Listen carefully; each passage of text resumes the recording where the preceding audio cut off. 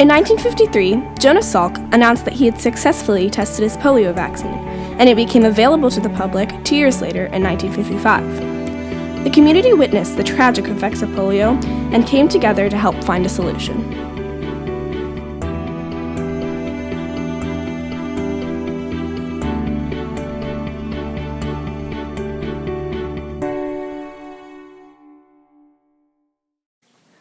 In 1952, polio reached a peak in the United States with over 21,000 people paralyzed because of the disease.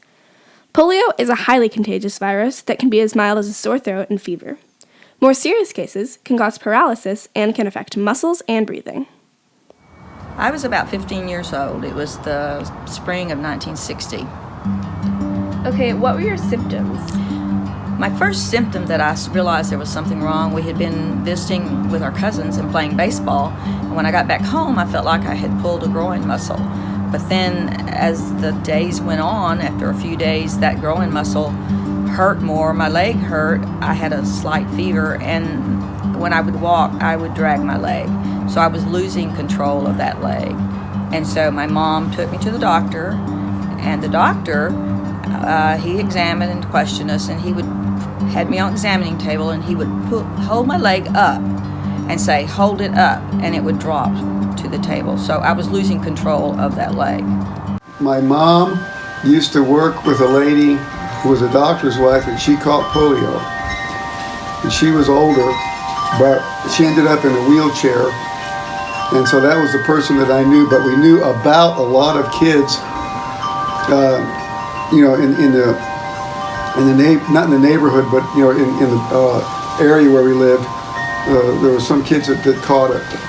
It was kind of scary, I think, because you didn't have any way of preventing the disease, and you were afraid to go to the swimming pool because that was supposed to be a place where you caught it was in the pool, and you never knew if anybody in your school had it, and it was just a scary, scary thing.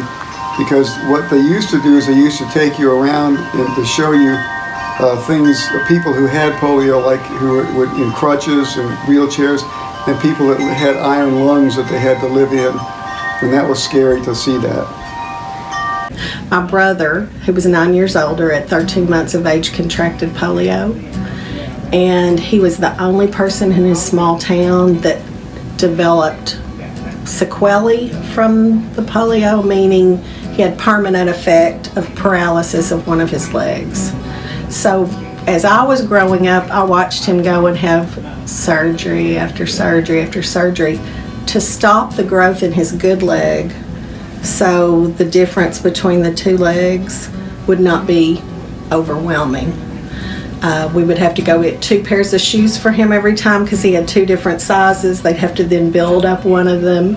I watched him have a brace on his leg, and I guess about the time I was born, he had just figured out he was handicapped because he couldn't go out for football.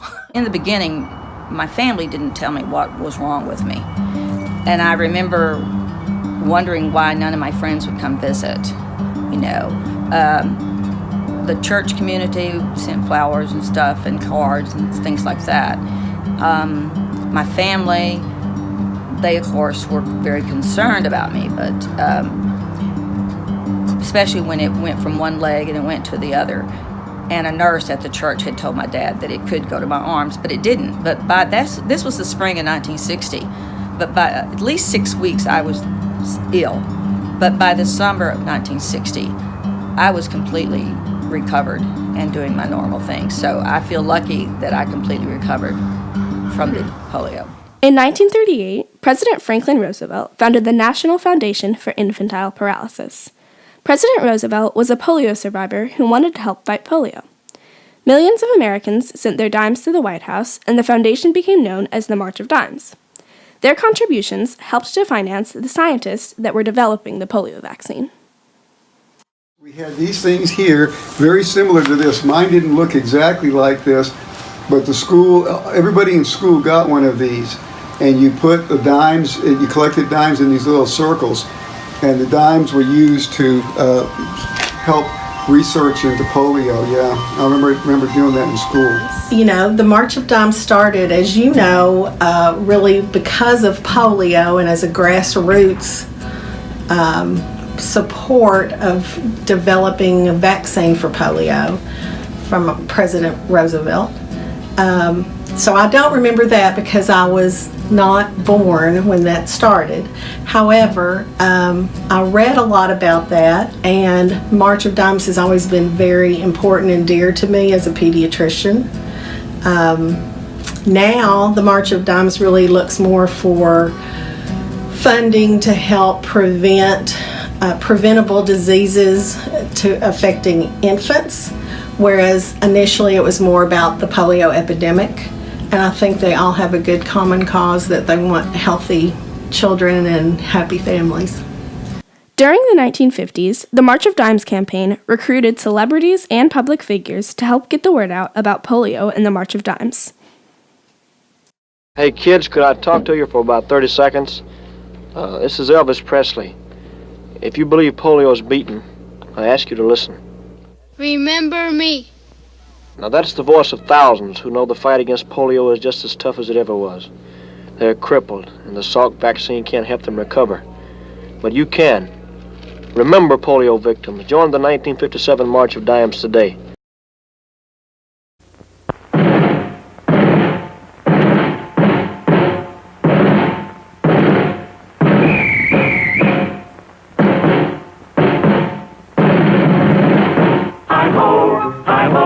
Research will win, we know. If we all pitch in, we're bound to win with a high, hi ho, hi ho, hi ho, hi ho. We'll lick the polio with dimes and quarters and our dollars, ho, hi ho.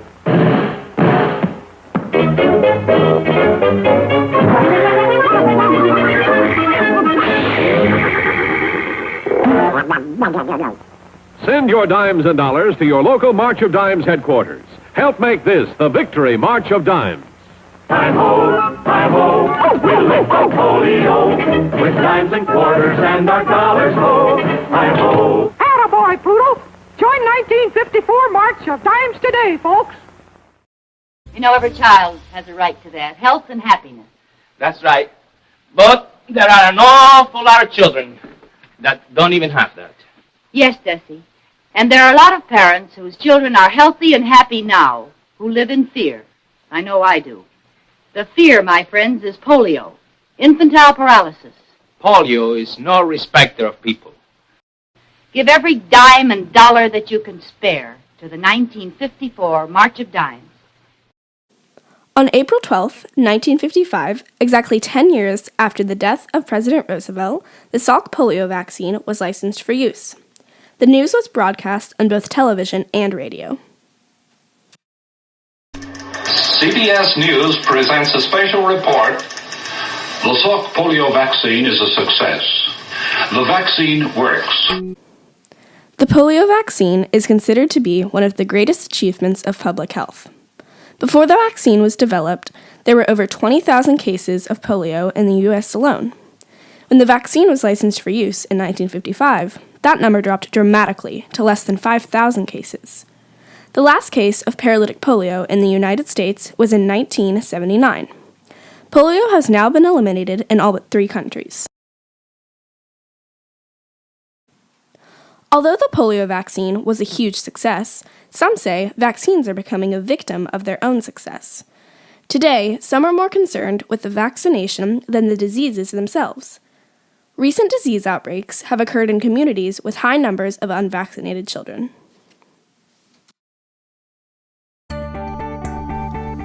The support of the community played an important role in the development of the polio vaccine. People were aware of the deadly effects of polio, and they wanted to help find a solution to the problem they were witnessing.